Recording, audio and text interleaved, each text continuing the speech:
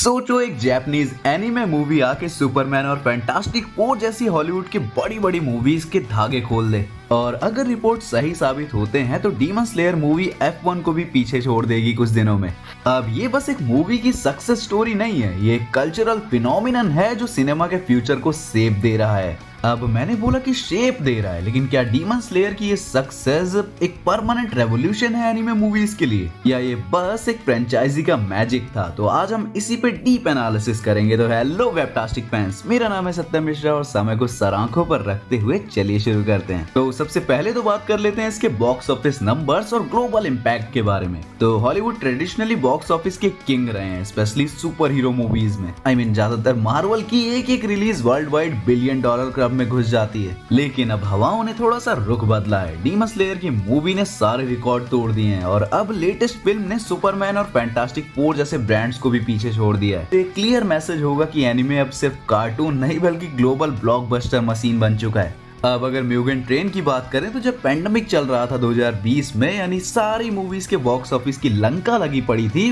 Hollywood के सारे temple projects delay हो गए थे, उस टाइम ये टॉप ग्रॉसर बनी थी हॉलीवुड की। अब ये कोई फ्लूक नहीं था बल्कि एक साइन था कि एनिमे अपना मार्केट ग्लोबल स्केल पे स्टैब्लिश कर रहा है। जापान के डोमेस्टिक बॉक्स ऑफिस में टॉप 10 ग्रॉसिंग मूवीज में ज्यादातर एनिमे ही हैं, जैसे कि spirited away, your name, weathering with you, jujutsu Kaisen zero और अब डीमन स्लेयर। इससे क्लियर होता है कि जापान में एनिमे सिनेमा का मेन स्ट्रीम है, लेकिन यूएसए में हिस्टोरिकली एनिमे एक नीशे मार्केट है। सिर्फ ओटाकू और हार्डकोर फैंस ही थिएटर जाते थे इन मूवीज को देखने के लिए, लेकिन डीमन स्लेयर ने ये परसेप्शन तोड़ के रख दिया। अब यूएस के AMC और रीगल जैसे चेन्स में एनिमे फिल्म्स को प्राइम स्लॉट्स मिलने लग गए, और ये कोई छोटी बात नहीं थी। और इसके बाद आता है सुपर हीरो मूवीज का डाउनफॉल, जो कि मेरे ख्याल से शायद थॉर लव एंड थंडर के बाद से आया था। उस टाइम पे फेज 4 की लगी पड़ी थी और DC रिपीटेड रिबूट्स बनाने में लगा हुआ था। ऑडियंस लिटरली बोर हो रही थी, एक ही फॉर्मूला, एक ही CGI हैवी बैटल्स और एक ही सेव द वर्ल्ड ट्रॉप्स।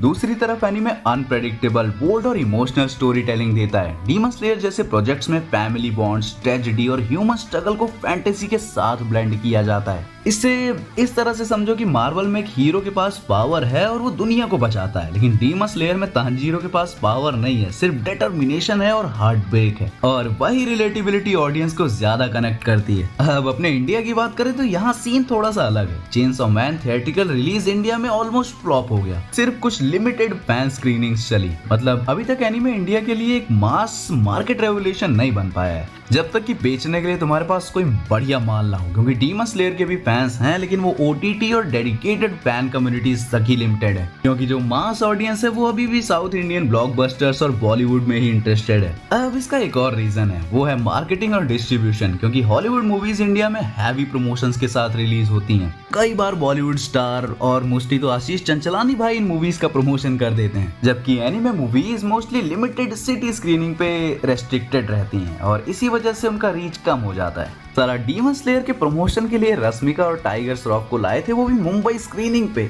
ये कैसा प्रमोशन हुआ बे? अब थोड़ा सा कल्चरल डिफरेंस भी हो जाता है जापान और इंडिया में, क्योंकि जापान में एनिमे वही पोजीशन होल्ड करता है जो इंडिया में बॉलीवुड करता है। क्योंकि वहाँ एनिमे सिर्फ बच्चों के लिए नहीं बल्कि हर एज ग्रुप के लिए कंटेंट बनता है, और थिएटर्स में जाना एक फैमिली ट्रेडिशन होता है। क्योंकि एनिमे को इंडिया में अभी भी बच्चों वाला कार्टून समझा जाता है। मैंने डीमन स्लेयर्स के कुछ फोटोज वगैरह डाले थे और सब मुझे बोल रहे थे अभी भी बच्चा है क्या तुम? हालांकि ये थिंकिंग चेंज हो रही है, लेकिन बहुत स्लो पेस पे। रेवोल्यूशन बनाने के लिए अवेयरनेस और एक्सेसिबिलिटी दोनों बढ़ने चाहिए। पर घूम फिर के सवाल वही आ जाता है कि डीमन स्लेयर की जो इतनी सक्सेस हुई है बॉक्स ऑफिस पे, तो क्या ये एनिमे इंडस्ट्री के लिए एक रेवोल्यूशन है? तो जवाब है अभी नहीं, लेकिन हाँ, ये रेवोल्यूशन की तरफ एक कदम जरूर है। एक प्रूफ है कि अगर कंटेंट इंगेजिंग हो तो एनिमे हॉलीवुड के बड़े IPs को बीट कर सकता है। लेकिन एक ग्लोबल रेवोल्यूशन तभी पॉसिबल है जब कंसिस्टेंट बहुत सारे हिट्स आए। Jujutsu Kaisen, One Piece, Naruto या चेनसॉ मैन जैसे टाइटल्स वर्ल्ड वाइड थिएटर्स में परफॉर्म करें। सिर्फ एक फ्रेंचाइजी से पूरा मूवमेंट ठीक नहीं हो सकता। तो सवाल ये आता है कि एनिमे मूवीज का फ्यूचर क्या है?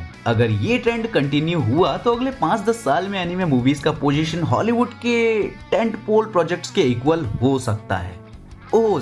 इमेजिन करो, एक तरफ एवेंजर्स का सीक्वल और दूसरी तरफ जुजुत्सु काइसेन की मूवी, और दोनों बॉक्स ऑफिस में शोल्डर टू शोल्डर कम्पीट करें तो। अब क्योंकि OTT भी इसको बूस्ट कर रहा है, Netflix, Crunchyroll, Disney plus, Hotstar जैसे प्लेटफॉर्म एनीमे को घर घर तक पहुंचा रहे हैं। पहले लोग थोड़ा सा हेजिटेट करते थे लैंग्वेज की वजह से, सबटाइटल्स की वजह से, लेकिन अब तो डबिंग में भी मिल जा रहे हैं ये। इससे इनकी जो लिमिटेड रेंज का बैरियर था वो भी ब्रेक हो गया। तो मेरे दोस्त, घूम फिर के कंक्लूजन यही निकलता है कि डीमन स्लेयर ने एक चीज तो प्रूव कर दी, एनीमे को अंडर एस्टिमेट नहीं करने का। क्योंकि तुम कुछ भी बोल लो, सुपरमैन और फैंटास्टिक फोर को बीट करना कोई छोटी बात नहीं, लेकिन रेवोल्यूशन का टैग तभी मिलेगा जब कंसिस्टेंट टाइटल्स इंडिया जैसे मार्केट्स में भी धमाका करें। फिलहाल डीमन स्लेयर ने हॉलीवुड के धागे जरूर खोल दिए हैं और एक वार्निंग जरूर दे दी है कि सुपर हीरो फटीग शुरू हो चुकी है और एनीमे राइज कर रहा है। ये एक नया एरा हो सकता है जहां एनीमे और हॉलीवुड बॉक्स ऑफिस पे साइड बाय साइड खड़े होंगे। बस सवाल ये है कि क्या इंडस्ट्री इस वेव को सस्टेन कर पाएगी या फिर ये सिर्फ डीमन स्लेयर का ही ग्लोबल मूवमेंट बनकर रह जाएगा। कमेंट करके जरूर बताना।